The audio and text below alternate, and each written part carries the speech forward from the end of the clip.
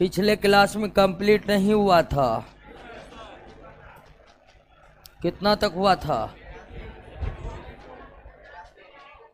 84 हो गया था। देखा देखा, एक मिनट दोस्तों, 82 हो गया था, 83 होगा।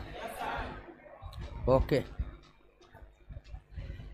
तो दूसरा चैप्टर का न्यूमेरिकल प्रश्नों को हम हल कर रहे थे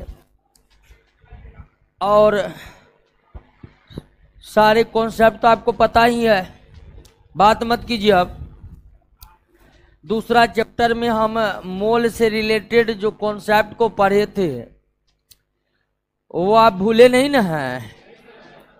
नहीं भूले हैं तो आइए आगे के प्रश्न को हल करके देख लेते हैं। 83 का रखिए, एक व्यक्ति दुकान से 10 मोल जल खरीदने गया। 10 मोल जल खरीदने गया है, यानी 10 मोल जल, और जल का मतलब H2O। 10 मोल जल खरीदने गया। उस दुकान में छोटे छोटे बोतल में प्रत्येक में 20 ग्राम जल है, यानी दुकान में जल का जो है एक बोतल है और बोतल में 20 ग्राम जल है। दुकानदार व्यक्ति को कितना बोतल जल देगा? हाँ, तो बिल्कुल सवाल सही यही है कि 10 मोल जल को अगर 20 ग्राम के बोतल में कन्वर्ट करेंगे तो कितने बोतल बनेंगे? 9 बोतल बनेंगे। बिल्कुल, सबसे पहले आप मोल को कन्वर्ट कर लीजिए किसमें? ग्राम में। और आप जानते हैं कि एक मोल का द्रव्यमान पदार्थ के मॉलिक्यूलर वेट यानी कि आणविक द्रव्यमान के क्या होते? इक्वल होते हैं। कोई भी पदार्थ के एक मोल का द्रव्यमान उसके मॉलिक्यूलर वेट आणविक द्रव्यमान के बराबर होते। और जल का आणविक द्रव्यमान कितना होगा जी? 18 mu होगा। और इसको ग्राम में कन्वर्ट करेंगे तो आपको पता है कि mu को ग्राम में बदलने के लिए बस mu हटाइए और ग्राम लगाइए। तो जल का आणविक द्रव्यमान 18 mu है और इसका ग्राम में 18 ग्राम द्रव्यमान होगा। mu को ग्राम में बदलने के लिए संख्यात्मक रूप से mu ग्राम दोनों बराबर होते हैं, mu काट के ग्राम लगा दीजिए। अब 1 मोल का द्रव्यमान अगर आणविक द्रव्यमान हो गया तो 1 मोल जल का द्रव्यमान कितना हो गया? 18 ग्राम तो होगा। 1 मोल जल का द्रव्यमान, 1 मोल जल का द्रव्यमान कितना होगा? 18 ग्राम होगा। 1 मोल जल का द्रव्यमान कितना होगा? 18 ग्राम होगा। तो इसका मतलब 10 मोल जल का वजन कितना होगा? 100, यानी 10 मोल जल लेना है तो आपको 180 ग्राम जल लेना है। आपको बोतल की संख्या पूछ रहा है, बोतल की संख्या में मतलब आपको टोटल 180 ग्राम लेना है। एक बोतल में कितना है? तो 9 बोतल जल की आवश्यकता होगी। कितनी बोतल जल की आवश्यकता होगी? 9 बोतल जल की आवश्यकता होगी। किसी भी पदार्थ के 1 मोल का द्रव्यमान उसके आणविक द्रव्यमान के बराबर होते हैं। जल के 1 मोल का द्रव्यमान जल के आणविक द्रव्यमान के बराबर होगा और जल के 1 मोल बराबर 18 ग्राम होगा, क्योंकि जल का आणविक द्रव्यमान 18 ग्राम, तो 10 मोल जल 180 ग्राम। एक बोतल 20 ग्राम का है तो 10 मोल अर्थात 180 ग्राम में कितना बोतल आएगा? 9 बोतल आएगा। 9 बोतल आएगा दोस्तों।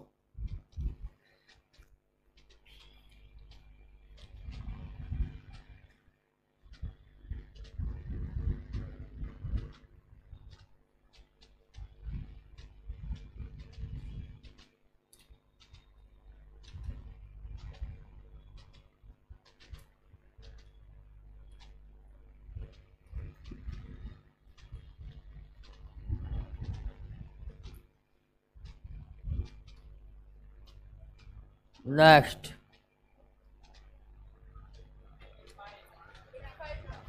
पांच मोल अमोनिया का द्रव्यमान कितना होगा? 5 मोल अमोनिया का द्रव्यमान कितना होगा? तो 1 मोल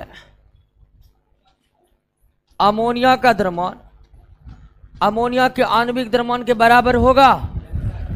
1 मोल अमोनिया का द्रव्यमान अमोनिया के आणविक द्रव्यमान के बराबर होगा। अमोनिया का आणविक द्रव्यमान निकाल लीजिए। नाइट्रोजन का वजन कितना होता है? 14 mu। हाइड्रोजन का वजन कितना होता है? 1 mu। तो NH3 14 3 17 mu और ग्राम आणविक द्रव्यमान कितना हो जाएगा? 17 ग्राम। तो 1 मोल अमोनिया कितना ग्राम हो गया? 17 ग्राम हो गया। 1 मोल अमोनिया 17 ग्राम हो गया, क्योंकि किसी भी पदार्थ का 1 मोल आणविक द्रव्यमान के क्या होते हैं? बराबर होते हैं। तो 5 मोल 17 × 85 ग्राम। 85 ग्राम।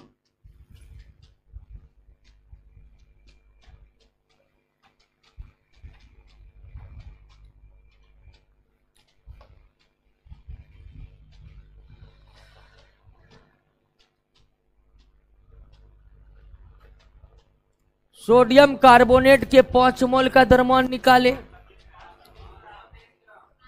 सोडियम कार्बोनेट के 5 मोल का द्रव्यमान कितना होगा?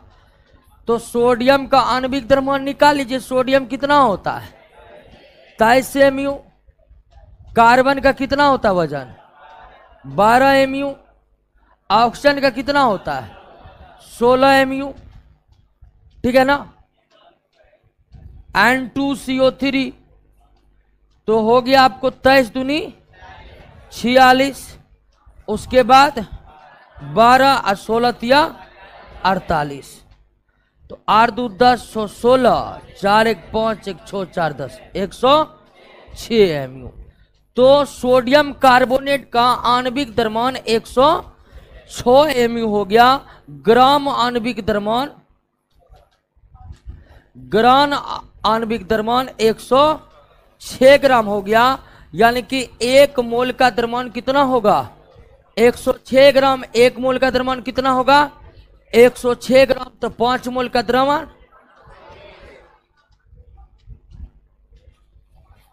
530 ग्राम होगा। 530 ग्राम होगा। क्लियर?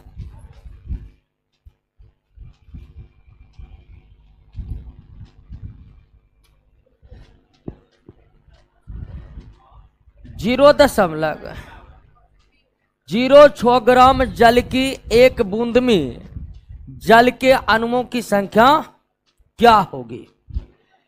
0.06 ग्राम जल की 1 बूंद में जल के अणुओं की संख्या क्या होगी? अब ध्यान दीजिए सवाल कैसे बनेगा कि 1 मोल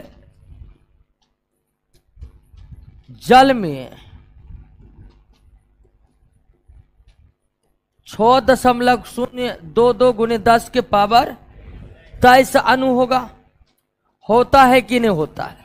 ये बात तो आप जानते हैं कि कोई भी पदार्थ हो उसके 1 मोल में इतना परमाणु अणु या आयन या कण होते हैं। तो 1 मोल जल में 1 मोल जल में जल के 6.022 × 10 के पावर 23 अणु होगा क्या? और हम जानते हैं कि 1 मोल जल में कितना ग्राम होता है? यानी कि 18 ग्राम जल में जल के उतना ही अणु होंगे जितना 1 मोल में होगा, क्योंकि 1 मोल 18 ग्राम के क्या होते हैं? बराबर होते। कोई दिक्कत है? अब अगर हम 18 ग्राम में इतना होते हैं तो 1 ग्राम में जल के अणुओं की संख्या 18 इतना हो जाएगा। दोस्तों बताइए, हो जाएगा कि नहीं हो जाएगा? अब कितना ग्राम पूछ रहा है? तो 0. अगर 1 ग्राम में इतना रहता है तो 0.06 ग्राम गुना 10 के पावर 23 बटे 18 6 गुना 10 के पावर -2 हो जाएगा। हो जाएगा जी। इसको हम इस तरह लिख सकते हैं। अब काट दीजिए। 6 का 18, 3 दूनी 6, 3 दूनी 6, 0 2 है। हाँ, तो 2.721 हो गया और ये हो गया -2 यानी 10 के पावर -21।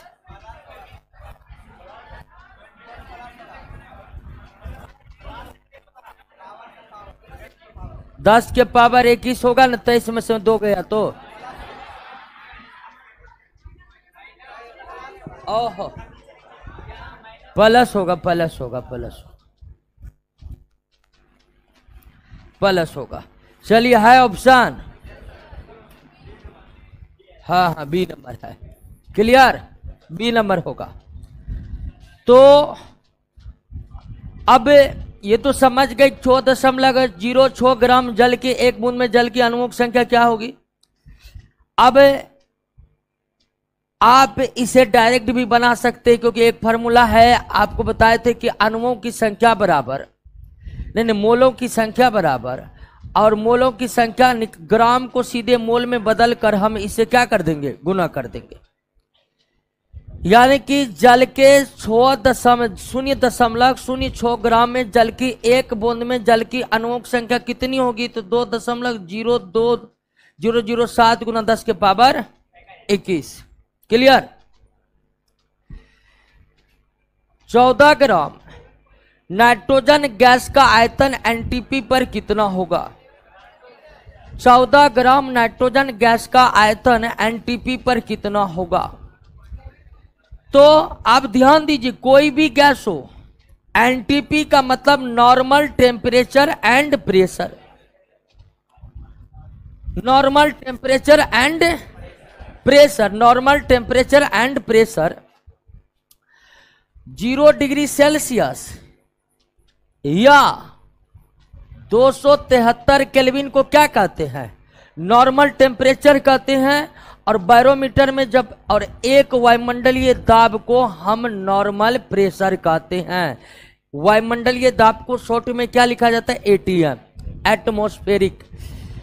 तो एनटीपी का मतलब आप समझ गए ना, नॉर्मल टेम्परेचर प्रेशर, और इसको कभी कभी एसटीपी भी लिखा जाता है। क्या लिखा जाता है, STP, standard temperature and pressure. STP standard temperature and pressure. तो एनटीपी एसटीपी एक ही है।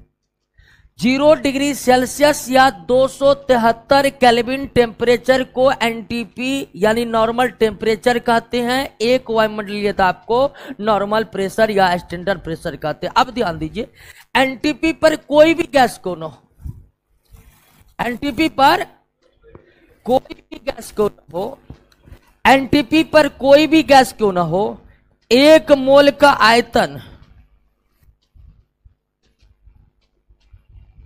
1 मोल का आयतन 22.4 लीटर होता है।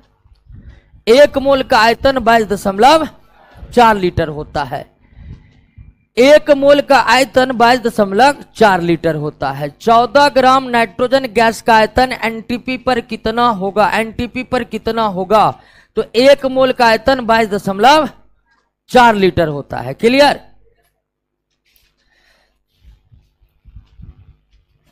अब ध्यान दीजिए कि 1 मोल समझ गया। अब आपको तो प्रश्न में पूछ रहा है कि 14 ग्राम नाइट्रोजन गैस का आयतन एनटीपी पर कितना होगा, और आप जानते हैं कि 1 मोल का आयतन कितना होता है, 22.4 लीटर होता है।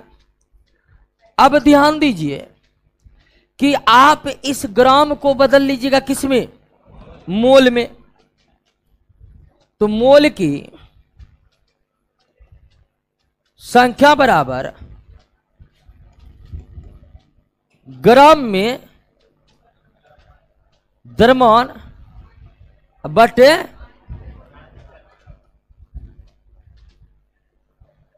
आणविक, ग्राम में द्रव्यमान बटे आणविक द्रव्यमान।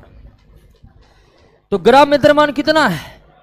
14। आणविक द्रव्यमान में पदार्थ कौन है दोस्तों? नाइट्रोजन। नाइट्रोजन का आणविक द्रव्यमान 14 दूनी 28। नाइट्रोजन का आणविक द्रव्यमान हो जाएगा कितना? 28 mu, यानी ग्राम आणविक द्रव्यमान 28 ग्राम। तो ये हो गया कितना? आधा मोल हो गया। कितना हो गया? आधा मोल हो गया। कितना हो गया दोस्तों? आधा मोल हो गया। तो आप ये जानते हैं कि 1 मोल का जो द्रव्यमान है, 1 मोल का जो द्रव्यमान है वो 22.4 लीटर होता है। तो आधा मोल का द्रव्यमान, क्लियर? सवाल को समझे? 14 ग्राम नाइट्रोजन गैस आधा मोल नाइट्रोजन गैस के बराबर हुआ। 14 ग्राम नाइट्रोजन गैस को मोल में बदले तो आधा मोल निकला। और हम जानते हैं कि एनटीपी पर कोई भी गैस हो उसके 1 मोल का आयतन 22.4 लीटर होता है। तो आधा मोल का आयतन कितना होगा? 11.2 लीटर। नेक्स्ट, 16 ग्राम ऑक्सीजन में उपस्थित अणुओं की संख्या किसके बराबर होगा? 16 ग्राम ऑक्सीजन में उपस्थित अणुओं की संख्या किसके बराबर होगा? तो सबसे पहले आप इस ग्राम को कन्वर्ट कर लीजिए किसमें? मोल में। मोल बराबर होता है ग्राम में द्रव्यमान बटे आणविक द्रव्यमान। तो आणविक द्रव्यमान में ऑक्सीजन आया, ऑक्सीजन का आणविक द्रव्यमान 16 दूनी 32 mu, यानी कि 32 ग्राम। तो मोल बराबर 16/32 यानी क्या? 1/2 मोल। ये तो क्लियर हो गया कि 16 ग्राम ऑक्सीजन आधा मोल ऑक्सीजन के बराबर है। क्लियर? अब सवाल कह रहा है कि 16 ग्राम ऑक्सीजन में उपस्थित अणुओं की संख्या निम्नलिखित में किसके बराबर होगी? तो निम्नलिखित में उसी के बराबर होगी जो कितने मोल के बराबर होगा? आप ये पता लगाइए कि ऑप्शन में कौन सा पदार्थ आधे मोल के बराबर है। तो सबका मोल, क्लोरीन। क्लोरीन का आणविक द्रव्यमान जानते हैं कितना होता है? 71 mu। सल्फर डाइऑक्साइड में सल्फर का 32 दूनी 64 mu। क्लियर? ओजोन है ना जी, ओजोन हो जाएगा आपका, ओजोन का 16 48 mu और सल्फर डाइऑक्साइड 64 mu। तो ग्राम आप समझ ही रहे हैं। तो कौन आधे मोल का बराबर है? तो आधा मोल के बराबर इसमें कौन है दोस्तों? 32 ग्राम SO2। 32 ग्राम SO2 को मोल में कन्वर्ट करिएगा तो ग्राम में द्रव्यमान बटे आणविक द्रव्यमान आधा मोल के बराबर होगा। और कोई भी ऑप्शन को मोल में बदलिएगा आधे मोल के बराबर। तो 16 ग्राम ऑक्सीजन आधा मोल है और 32 ग्राम SO2 भी आधा मोल है। और आधे आधे मोल में परमाणु अणु की संख्या क्या होगी? समान होगी, क्योंकि सभी पदार्थ के 1 मोल में अगर अणुओं की संख्या समान होती है तो सभी पदार्थ के आधे मोल में भी अणुओं की संख्या क्या होगी? समान होगी। होगी कि नहीं होगी? क्लियर? सवाल कैसे बना समझे? गर्मी, एक मिनट चैप्टर को समाप्त कर लेते थोड़ा। एसी नहीं चल रहा, ठीक है। कब चैप्टर को कंप्लीट करते थोड़ा साथ दीजिए आप। 8 ग्राम ऑक्सीजन का एनटीपी पर आयतन कितना होगा? 8 ग्राम ऑक्सीजन का एनटीपी पर आयतन कितना होगा? 8 ग्राम ऑक्सीजन का एनटीपी पर आयतन कितना होगा? तो ध्यान दीजिए दोस्तों, 8 ग्राम ऑक्सीजन का को आप मोल में बदल लीजिए, ठीक है। मोल बराबर ग्राम में द्रव्यमान बटे आणविक, ग्राम में द्रव्यमान बटे आणविक। आणविक द्रव्यमान कितना होता है? यानी कितना मोल हो गया दोस्तों? 8 ग्राम ऑक्सीजन आधे 1/4 मोल, 1/4 मोल ऑक्सीजन के क्या है? बराबर है। 8 ग्राम ऑक्सीजन के 1/4 मोल के बराबर है दोस्तों। अब ध्यान दीजिए, कोई भी पदार्थ हो एनटीपी पर उसके 1 मोल का आयतन कितना हो गया? 22.4 लीटर। 8 ग्राम ऑक्सीजन कितने मोल के बराबर है? तो 1/4 मोल बराबर हो गया, 1/4 मोल बराबर हो गया 22.4 गुना 1/4। तो 4 6 चौके 24, 5 चौके 20, 5 वाला यही क्लियर।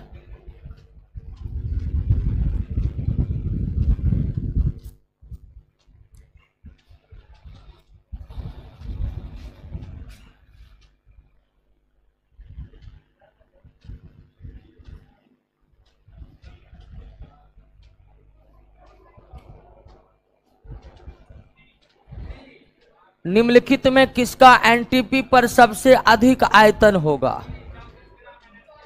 निम्नलिखित में किसका एनटीपी पर सबसे अधिक आयतन होगा? सबसे अधिक आयतन होगा। निम्नलिखित में किसका एनटीपी पर सबसे अधिक आयतन होगा? क्लियर हो गया। तो सबका आयतन निकाल लीजिए, सबका आयतन क्या करिए। और आप जानते हैं कि कोई भी पदार्थ हो उसके 1 मोल का आयतन कितना? कोई भी पदार्थ हो उसके 1 मोल का आयतन 22.4 लीटर होता है। तो जिसका मोल जितना अधिक होगा उसका आयतन उतना अधिक होगा, सीधी सी बात है। जिसका मोल जितना अधिक होगा उसका आयतन उतना अधिक होगा। H2 का आणविक द्रव्यमान हो जाएगा आपको 2 mu। O2 का कितना हो जाएगा? 32 mu।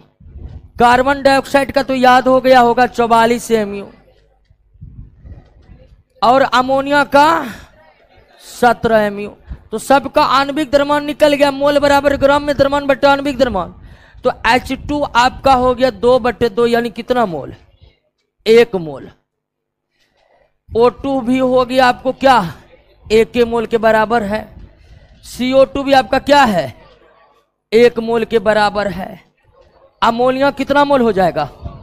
2 मोल के बराबर हो जाएगा।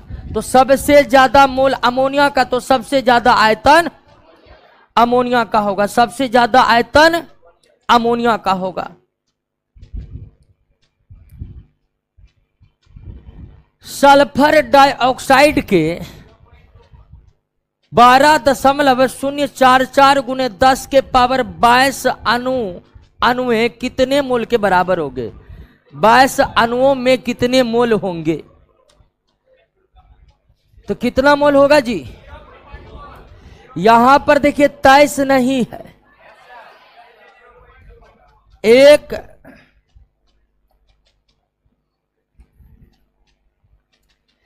0.6.022 गुना 10 के पावर 23 अणु बराबर कितना होगा? 1 मोल होगा। ये बात तो आप जानते हैं। तो 12.044 गुना 10 के पावर 22 अणु बराबर हो गए आपको 1/6.22 गुना 10 के पावर 23 गुना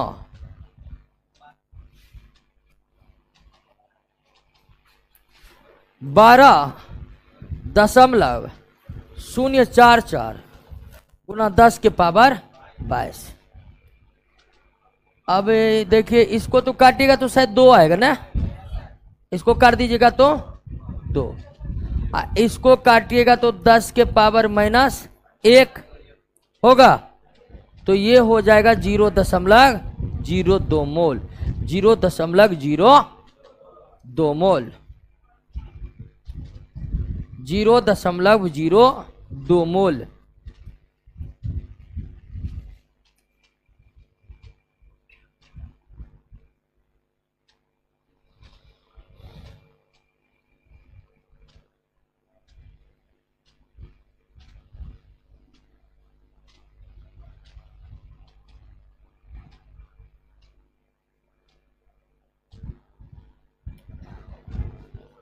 नाइट्रोजन गैस के 3.011 गुना 10 के पावर 24 अणुओं का द्रव्यमान कितना होगा? तो पहले आप इसे मोल में कन्वर्ट कर लीजिए। क्या? इसे मोल में कन्वर्ट कर लीजिए। तो 3.011 गुना 10 के पावर 24 बट्टे 0.6.022 गुना 10 के पावर। क्लियर? 2 से कटा तो ये कटेगा ऊपर में 10 के पावर, ऊपर में कितना 10 और नीचे में 2, यानी कितना 5 मोल होगा जी। यानी 3.011 गुना 10 के पावर 24 5 मोल के बराबर होगा। क्यों होगा? तो हम जानते हैं कि 1 मोल बराबर 6.022 गुना 10 के पावर 23 होता है। 1 मोल इतना बराबर 1 मोल, तो इतना बराबर कितना मोल? तो 5 मोल। अब नाइट्रोजन गैस का, ये है आपका नाइट्रोजन गैस। नाइट्रोजन गैस के 1 मोल का द्रव्यमान कितना होगा? 28 ग्राम। होगा कि नहीं होगा? क्योंकि नाइट्रोजन का आणविक द्रव्यमान 28 ग्राम है, तो 1 मोल नाइट्रोजन गैस का द्रव्यमान नाइट्रोजन के आणविक द्रव्यमान 28 ग्राम के क्या होगा? बराबर होगा। 5 मोल है तो 28 गुना 5, 8 पंचे 40, अब 5 दूनी 10, 4 140 ग्राम हो गया। 140 ग्राम हो गया।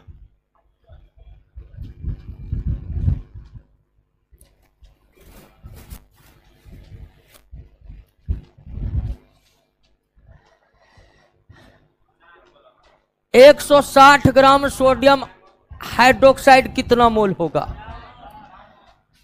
तो सीधा एक बार फिर से जान लीजिए, मोल की संख्या बराबर क्या होता है? ग्राम में द्रव्यमान बटे आणविक द्रव्यमान बटे आणविक द्रव्यमान। ग्राम में द्रव्यमान बटे आणविक द्रव्यमान, ग्राम में द्रव्यमान बटे आणविक द्रव्यमान। तो ग्राम में द्रव्यमान कितना है? सोडियम हाइड्रोक्साइड यानी कि NaOH, सोडियम हाइड्रोक्साइड का आणविक द्रव्यमान निकाल लीजिए तो 23 प्लस 16 प्लस 1, 6 1 7 3 10, 10 1 1 2 4, कितना हो गया? 40, यानी कितना? 4 मोल हो गया। 4 मोल, 4 मोल।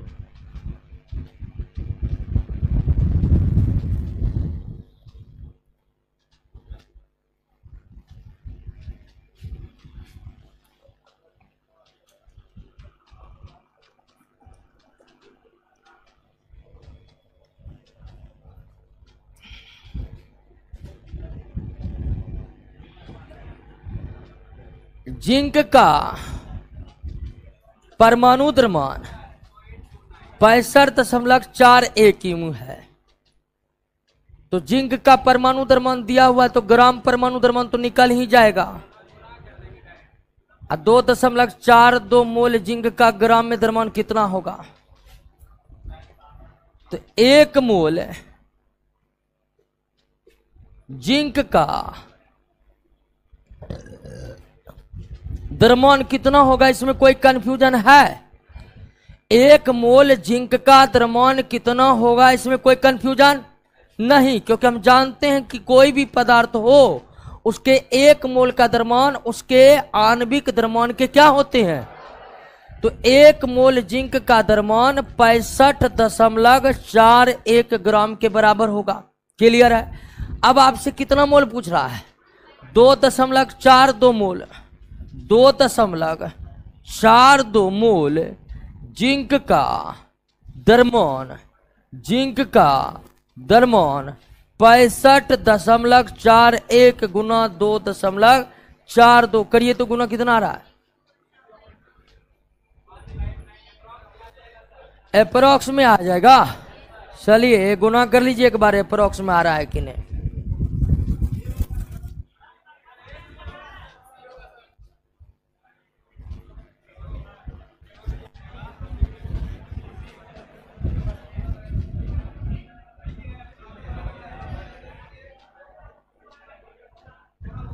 सही में ए होगा इसका आंसर जी।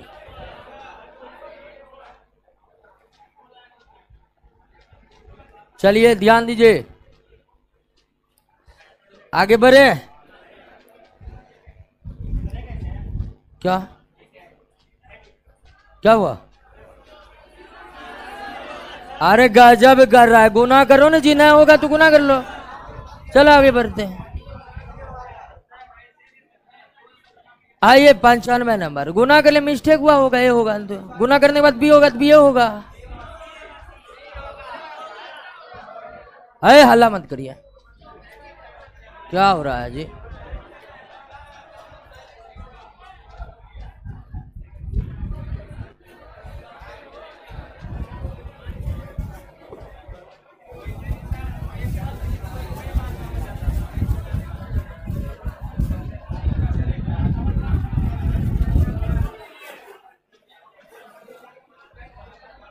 ध्यान दीजिए, इसको देख लेता। और कितना प्रश्न है?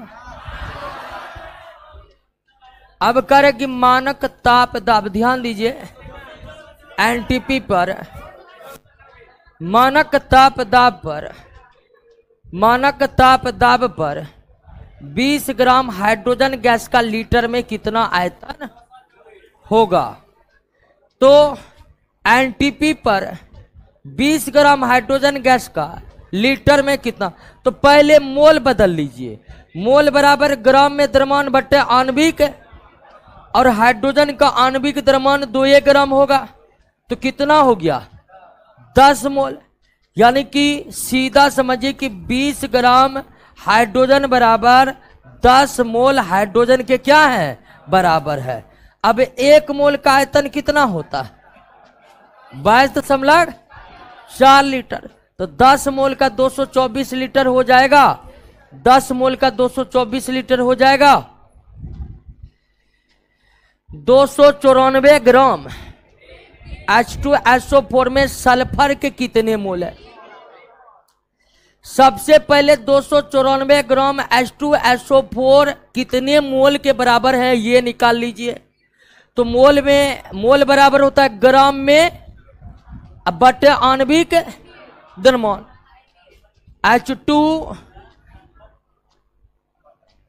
H2SO4 का आणविक द्रव्यमान निकाल लीजिए।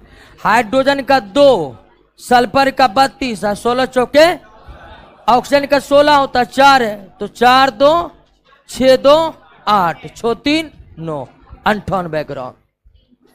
तो 98 3, यानी कितना मोल है? 3 मोल है। कितना मोल हो गया? तो 200, ये बात तो समझ गए आप कि 294 ग्राम सल्फ्यूरिक अम्ल जो है 3 मोल सल्फ्यूरिक अम्ल के क्या है? बराबर है। 3 मोल सल्फ्यूरिक अम्ल के क्या हो गए? बराबर है। 294 ग्राम सल्फ्यूरिक अम्ल 3 मोल सल्फ्यूरिक अम्ल के इक्वल है। अब आपको हम फार्मूला बताए थे कि अगर आणविक सूत्र, अगर आणविक सूत्र H2SO4 है, तो इसका मतलब हुआ कि 1 मोल H2SO4 में हाइड्रोजन का कितना मोल है? 2 मोल है। हाइड्रोजन कितना मोल है? सल्फर का कितना है? 1 मोल है। सल्फर का कितना है? और ऑक्सीजन का कितना है? 4 मोल है कि नहीं है? इस H2SO4 का मतलब यह हुआ कि 2 मोल हाइड्रोजन, 1 मोल सल्फर और 4 मोल ऑक्सीजन मिलकर के 1 मोल सल्फ्यूरिक अम्ल बनाया। बात को समझे कि नहीं समझे? फार्मूला को तो इससे पहले भी ये वाला कॉन्सेप्ट बताए थे कि रासायनिक सूत्र का क्या तात्पर्य निकलता है मोलों के रूप में। तो 1 मोल H2SO4 में 2 मोल हाइड्रोजन है, 1 मोल सल्फर है, 4 मोल। तो 1 मोल सल्फ्यूरिक अम्ल में सल्फर कितना है? 1 मोल सल्फ्यूरिक अम्ल में सल्फर कितना है? 1 मोल है। तो 3 मोल में कितना हो जाएगा? 3 मोल हो जाएगा। क्लियर?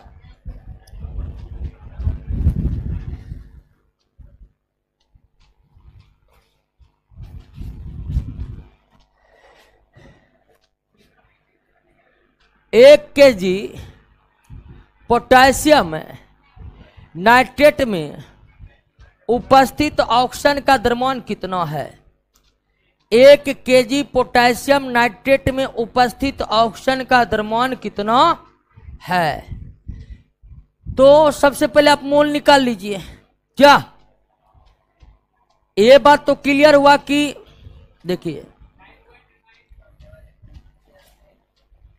एक बात तो क्लियर है कि 1 मोल पोटेशियम नाइट्रेट में 1 मोल क्या है? पोटेशियम है। 1 मोल क्या है? नाइट्रोजन है। और 3 मोल क्या है? ऑक्सीजन। इसमें तो कोई दिक्कत नहीं ना है। यानी कि 1 मोल पोटेशियम नाइट्रेट में 3 मोल ऑक्सीजन है। क्लियर? अब 1 kg को सबसे पहले आप मोल में बदल लीजिए। 1 kg पोटेशियम नाइट्रेट कितने मोल के बराबर है? मोल में द्रव्यमान, मोल बराबर होता है ग्राम में द्रव्यमान। 1 kg बराबर कितना ग्राम? अब पोटेशियम नाइट्रेट का आणविक द्रव्यमान निकालिए। पोटेशियम का 39 ना होता जी, पोटेशियम का 39 होता है। नाइट्रोजन का आप जानते हैं 14 होता है, और ऑक्सीजन का भी आप जानते हैं कि 16 होता है। तो पोटेशियम नाइट्रेट का आणविक द्रव्यमान, पोटेशियम नाइट्रेट का आणविक द्रव्यमान 39 प्लस 14 और 16 तिया 48। 8 4 12 10 22 2 4 2 6 1 7 3 10 101। अब ली 101 तो कितना आएगा जी? 9.99 आएगा। नहीं सॉरी, कितना आ जाएगा? 9.99 आ रहा है। कोई भागा दे नहीं रहे। वो कितना हो रहा है जी? अरे हल्ला नहीं कर रहे हैं, हल्ला नहीं। 9.90 क्लियर हो गया। तो 1 kg पोटेशियम नाइट्रेट 9.90 मोल के बराबर हुआ। 1 मोल पोटेशियम नाइट्रेट में ऑक्सीजन कितना है? 3 मोल। तो 1 kg पोटेशियम नाइट्रेट में ऑक्सीजन कितना मोल होगा? तो 9.90 गुना 3 तो 0.27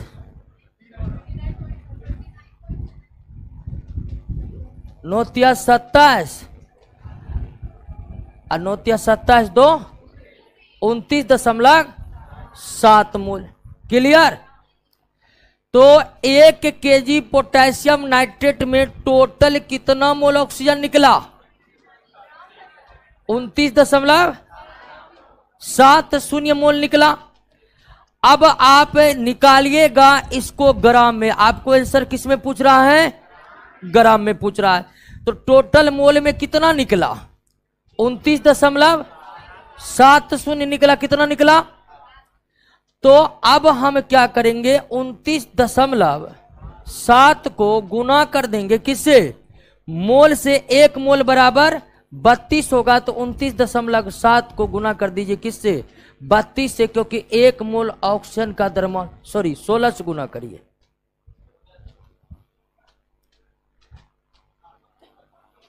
16 से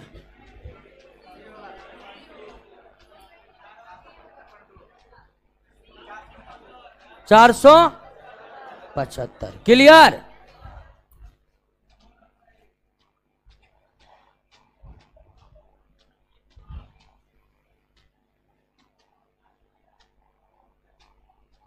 सवाल को समझे कि नहीं? सबसे पहले आपको यह समझना पड़ेगा कि फार्मूला का मतलब क्या होता है। फार्मूला का मतलब होता है कि 1 मोल पोटेशियम नाइट्रेट में ऑक्सीजन कितना है। क्लियर? अब आप 1 kg पोटेशियम नाइट्रेट को 1 kg पोटेशियम नाइट्रेट को कन्वर्ट कर दिए किस में? 1 kg पोटेशियम नाइट्रेट कितना मोल निकला? तो 1 मोल पोटेशियम नाइट्रेट में 3 मोल ऑक्सीजन है। तो 9.9 मोल पोटेशियम नाइट्रेट में इतना ऑक्सीजन होगा। 1 मोल ऑक्सीजन का द्रव्यमान ऑक्सीजन के परमाणु द्रव्यमान के बराबर होता है, तो होता है। तो 1 मोल का द्रव्यमान अगर परमाणु द्रव्यमान के बराबर होता है तो इतना मोल का द्रव्यमान कितना होगा, तो 16 से गुना कर दिए, आंसर क्या होगा, सी। क्लियर। 1 मोल कैल्शियम कार्बोनेट में कैल्शियम की प्रतिशतता कितनी, 40, और यह इसलिए कि कैल्शियम कार्बोनेट का आणविक द्रव्यमान कितना है, 100 ग्राम, और कैल्शियम का कितना है, 40 ग्राम, यानी 100 में 40 है तो परसेंटेज कितना,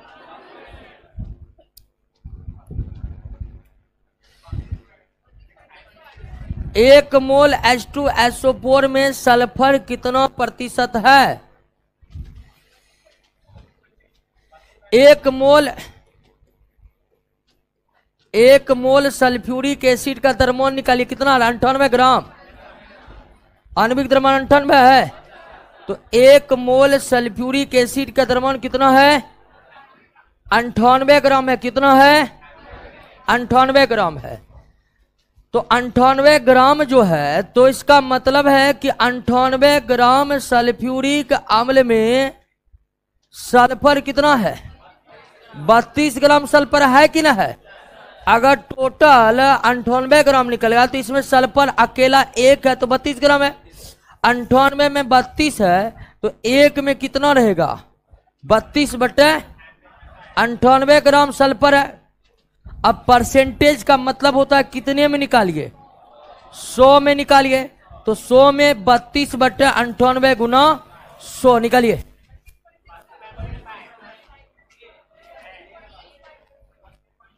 कोई अल्लाह नहीं करेगा, सब अपना बना नहीं है।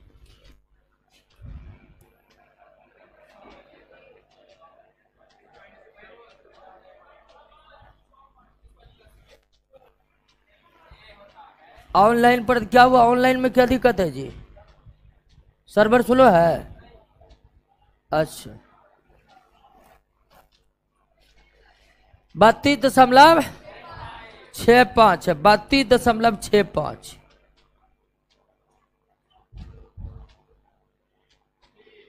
एवोगाड्रो नियतांक का मान कितना होता है,